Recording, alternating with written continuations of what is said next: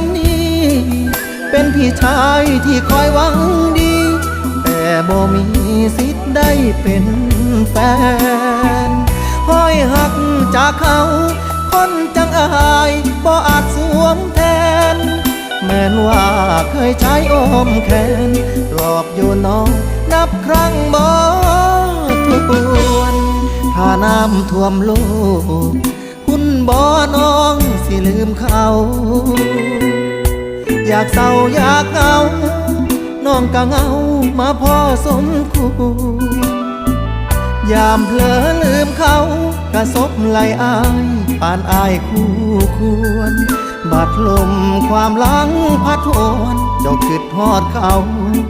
อายก็เบิดค่า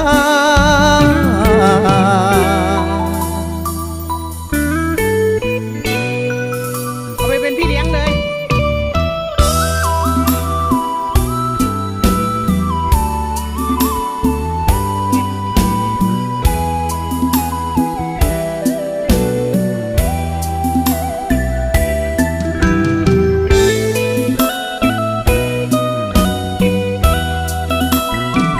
อายบ่แม่นเขา